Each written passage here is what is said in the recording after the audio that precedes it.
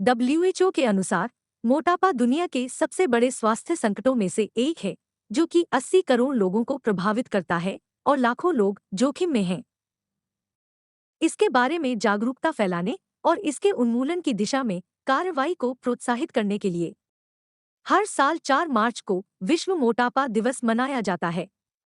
इस वर्ष इस दिन को एवरीबडी नीड्स टू एक्ट विषय के साथ मनाया गया। तो आइए इस खास मौके पर मिलते हैं नागपुर के सुप्रसिद्ध डॉक्टर विवेक कुहिते से हमारे इस खास प्रोग्राम में। सर नमस्कार। सर आज इस विशेष कार्यक्रम में हम आपसे चर्चा करेंगे ओबेसिटी के बारे में। क्या होता है ओबेसिटी, क्या कहेंगे आप? ओबेसिटी एक तो एक्चुअली कोई डिसीज़ नहीं है, most it is a disorder है, it is not a disease. Obesity मतलब अपने शरीर में एक्सेस कोलेस्ट्रॉल या फिर फैट जमा होना होता है। वो फैट जमा एक तो स्किन के नीचे हो सकता है, जिसको अपन सबक्यूटेनियस डिपोजिशन बोलते हैं, या फिर पेट के अंदर, जिसको अपन मिजेंट्री जो रहती है, मतलब अपने जो इंटेस्टाइन के आजू बाजू में जो फैट जमा होता है वहाँ पे भी हो सकता है। तीसरा, अपने जो वेसल्स रहते हैं, मतलब अपनी जो नसें रहती है, वह नसों के अंदर जो डिपॉजिट होता है वो भी लिपिड होता है, वो भी एक ओबेसिटी का ही प्रकार है जी। ओबेसिटी यानी आपने बताया कि फैट, मोटापा जो जमा होता है, तो मोटापा जो है क्या यही ओबेसिटी है या इसमें भी कोई फर्क है, कोई प्रकार है? एक्चुअली बहुत सारे लोग बोलते हैं कि ये मोटा है मतलब ये ओबेस होगा। नहीं, अगर जनरलाइज देखें तो बहुत सारे लोग ऐसे होते हैं जो एथलेट्स होते हैं, जिनका BMI मतलब बॉडी मास इंडेक्स जो रहता है, ओबेसिटी को डिफाइन करने के लिए अपन BMI यूज़ करते हैं, जिसको बॉडी मास इंडेक्स अपन बोलते हैं। उसका फार्मूला है weight in kg upon height in metre square. उसके हिसाब से अगर अपन नापने जाए तो कुछ एथलेट्स रहते हैं, जैसे फुटबॉलर्स रहते हैं, स्विमर्स रहते हैं, उनका BMI ज़्यादा निकलता है। क्यों? क्योंकि उनका मसल मास ज़्यादा है। लेकिन जिन लोगों का मसल मास ज़्यादा है वो मोटे दिख सकते हैं, लेकिन वो ओबेस नहीं है। इसलिए ओबेसिटी को डिफाइन मोटापा ही डिफाइन नहीं करता है। ओबेसिटी को डिफाइन जो चीज़ करती है वो है आपका मसल मास कितना है और आपका फैट कितना है, ये सारी चीज़ें डिफाइन करती है। केवल मोटा दिखने से वो ओबेस है ये अपन बोल नहीं सकते। ओबेसिटी ये मानव शरीर के लिए किस हद तक के घातक है? मोटापा जो है किस हद तक के लिए घातक है मानव शरीर? मोटापा और ओबेसिटी जो है वो बहुत ही ज़्यादा घातक है। एक्चुअली जो मैंने अभी बताया कि जो BMI से अपन जो कैलकुलेट करते हैं, कुछ BMI के स्टैंडर्ड्स गाइडलाइंस है। उन्होंने कुछ चीज़ें बोली है, वो है कि जैसे BMI 18.5 to 24.9, this is normal BMI। Less than 18.5 is underweight. अगर 25 से लेके 30 तक अगर है तो it is pre obese, and above 30 is obese. If it is अगर वो मोर देन 35 है तो it is morbid obesity. Morbid obesity मतलब कुछ मॉर्बिड मतलब इस शब्द का अर्थ ऐसा है कि जो भी चीज़ें अपने को नहीं चाहिए वो चीज़ें होने वाली है आगे। मॉर्बिड मतलब उसमें ये चीज़ें होती है, जैसे कि बहुत मोटापा बढ़ गया है तो सांस में दिक्कत होना। सबसे पहले सांस में दिक्कत होना मतलब बहुत मोटापा बढ़ गया है, इसलिए ज़्यादा समय तक चल नहीं पाता है आदमी, जल्दी थक जाता है। सेकेंडली, ऑब्स्ट्रक्टिव स्लीप एपनिया मतलब खराटे की बीमारी। अगर आपके आजू बाजू में कोई मोटे लोग होंगे तो आप अगर उनके आजू बाजू में सोते होंगे तो आपको पता होगा कि वो जो मोटापा है उनकी वजह से उनको सांस लेने में रात को दिक्कत होती है और वो उनको खराटे आते हैं। उसकी वजह से दिल पे प्रेशर बढ़ता है। उसकी वजह से पल्मोनरी आर्टरी हाइपरटेंशन करके एक बीमारी है नसों की, छाती के नसों की, वो बीमारी होती है। और मोटापे से ऑस्टियोआर्थराइटिस मतलब घुटने खराब हो जाते हैं और कुछ समय बाद वो नी रिप्लेसमेंट तक भी जा सकते हैं।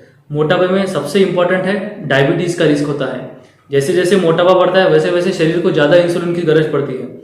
ज़्यादा इंसुलिन बॉडी अगर प्रोड्यूस नहीं कर पाता है तो डायबिटीज़ की होने की शक्यता होती है। उसके बाद कार्डियोवास्कुलर डिसीज मतलब हार्ट डिसीजेस, जैसे मैंने बोला अभी, और हार्ट की जो नसें हैं उनमें ब्लॉकेज की संभावना भी बढ़ती है।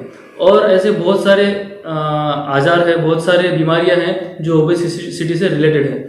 जैसे कि कुछ ओबेस लोग होते हैं जो कि हर समय ये ट्राई करते रहते हैं कि उनका वेट कम हो, तो कुछ लोग उसकी वजह से डिप्रेशन में जाते हैं। कुछ लोगों को लगता है कि विड्रॉल की फीलिंग आती है, मतलब उनको लगता है कि हम अलग है, हमारा वेट बहुत ज़्यादा है, इसलिए हम बाकी लोगों जैसे नॉर्मल नहीं है। ऐसे कुछ साइकोटिक सिम्टम्स भी कुछ लोगों में पाए जाते हैं। जी। ओबेसिटी से रोकथाम करने के लिए किन किन तरीकों का उपयोग किया जा सकता है? अच्छा, ओबेसिटी मतलब ओबेसिटी को जो अगर रोकने के लिए सबसे पहले तो prevention is better than cure मैं बोलूँगा।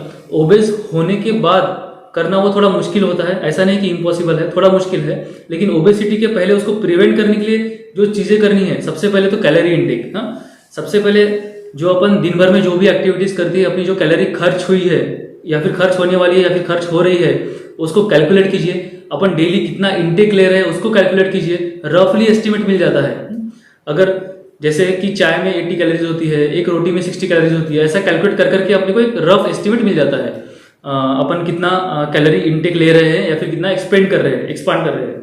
हाँ, तो उसके हिसाब से अपना इनटेक, अगर कैलोरी अपना जो कैलोरी इनटेक एक्सपेक्टेड है उससे अगर बहुत ज़्यादा हो रहा है तो उसको रिस्ट्रिक्ट कीजिए। हाई कैलोरी डाइट जो है, जैसे कि आइसक्रीम है, चॉकलेट है और बाहर का फास्ट फूड है, ये चीज़ें कम खाइए। थर्डली, अभी अपन कहते हैं कि ओबेसिटी हो गई है मुझे, अभी क्या करना है? ओबेसिटी अगर हो गई है तो सबसे पहली बात अपना बीएमआई जो है, वो बीएमआई कितना है वो देखना है कि अपन मॉर्बिड ओबेस में आते हैं, प्री ओबेस में आते हैं कि ओबेस में आते हैं। हाँ, अगर अपन मॉर्बिड ओबेस में आते हैं तो अपने को, हम लोगों को सबसे पहले वेट रिड्यूस ही करना है, कैलोरी इंटेक रिस्ट्रिक्ट करना है और वेट रिड्यूस करना ही है एट एनी कॉस्ट, क्योंकि उसकी वजह से बहुत सारी कोमोर्बिडिटीज, बहुत सारी बीमारियां होने ही वाली है। हाँ, अगर उसको कैलोरीज कैसे कम करें, उसको सबसे पहले क्या करना है, हमें एक्सरसाइज, अपनी जो फिजिकल एक्टिविटी है वो बढ़ाना है सबसे पहले। It is for pre obese, it is for obese, it is for morbid obese. और जिनको मोटा नहीं होना है उनको भी वही चीज करना है, एक्सरसाइज, फिजिकल इनएक्टिविटी बढ़ाना है, फिजिकल इनएक्टिविटी कम करना है और एक्सरसाइज बढ़ाना है। सेकेंडली, जो अपना डाइट है, डाइट कंट्रोल करना है। हाई कैलोरी डाइट है उसको थोड़ा रिस्ट्रिक्ट करना है। जैसे चाय अपन पीते हैं, चाय में अपन बहुत शुगर डालते हैं, शुगर मत डालिए, उसमें गुड़ डालिए, गुड़ का चाय बनाइए। थर्डली, जो अपन जो मीठी चीजें खाते हैं उसको रिस्ट्रिक्ट कीजिए, किस चीजों में कितनी कैलोरीज है, थोड़ा अपन रिसर्च किया तो अपने को पता लग जाता है सारी चीजों में। और अगर ये भी चीजों से अगर कंट्रोल नहीं होता है ओबेसिटी, तो कुछ टैबलेट्स है वो ओबेसिटी कंट्रोल करते हैं, लेकिन ये अगर आपकी फिजिकल इनएक्टिविटी हो, आपका डाइट अगर बराबर नहीं हो, तो ये टैबलेट्स भी कुछ काम करने वाली नहीं है। सबसे इंपॉर्टेंट है आपका फिजिकल एक्सरसाइज, योगा कर सकते हैं, फिजिकल एक्सरसाइज करते हैं, जिम कर सकते हैं, ये सारी चीज़ें कर सकते हैं और अपने डाइट को रिस्ट्रिक्ट कर सकते हैं। सर, हम अगर आपके बारे में अगर बात की जाए, अभी अब तक क्या आपने ओबेसिटी की अनगिनत पेशेंट देखे हुए, ऐसा एक हाथ कोई पेशेंट या ऐसा कोई एक हाथ क्षण जो हमेशा याद रहेगा? अच्छा, हाँ, एक मेरा पेशेंट था, शी वॉज मॉर्बिड ओबेस, मतलब वो मॉर्बिड ओबेस थी, उसका बीएमआई था 41। 41 के बाद मेरे पास आई थी वो, उसके बाद मैंने उनको कुछ ट्रीटमेंट दिया और कुछ चीज़ें समझाई। तो दूसरी बार आई वो, उनका बीएमआई 38 हुआ। उसके बाद वो मेरे पास नहीं आई बाद में। देन उन्होंने दूसरे डॉक्टर से कंसल्ट किया, जिन्होंने उनको बेरियाट्रिक सर्जरी रहती है, बेरियाट्रिक सर्जरी एंड लिपोसक्शन रहता है, वो सजेस्ट किया। वो सर्जरी करवाने वाले थे लेकिन वो डर गए। फिर से वो मेरे पास आए बाद में कि हमको सर्जरी सजेस्ट किया है, फिर से मेरा ट्रीटमेंट लिया उन्होंने। अभी उनका बीएमआई 29 है आफ्टर 3 years और सर्जरी पूरी तरह से प्रिवेंट कर चुके हैं। जी सर, हम अगर आपके क्लिनिक की बात करें तो कौन कौन से फैसिलिटीज़ आपके क्लिनिक में अवेलेबल है ओबेसिटी और इन पेशेंट के लिए?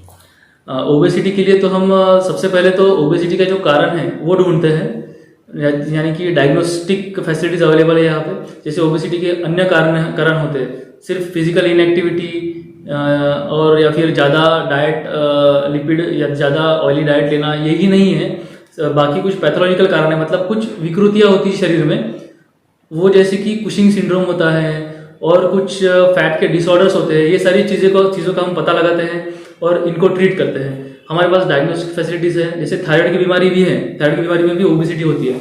ये सारी चीज़ें डायग्नोस करते हैं हम और उसके ऊपर ट्रीटमेंट करते हैं। जी, किसी को अगर ओबेसिटी या किसी भी व्याधि के लिए आपसे संपर्क करना है, आपसे परामर्श लेना है, तो वो किस तरह आपसे संपर्क कर सकते हैं? मेरा जो क्लिनिक है वो भांडे प्लॉट में है। भांडे प्लॉट में नव प्रतिभा स्कूल के बाजू में इनार्च क्लिनिक करके हैं। यहाँ पर सारी फैसिलिटीज़ अवेलेबल है और मेरा जो टाइमिंग है यहाँ पे सुबह 8 से लेके 1 बजे तक और शाम को 6 से लेके 10 बजे तक। जी, कॉन्टैक्ट नंबर बता दीजिए। मेरा कॉन्टैक्ट नंबर है 8087781406। नंबर पे संपर्क करके आप मेरा परामर्श ले सकते हैं। धन्यवाद।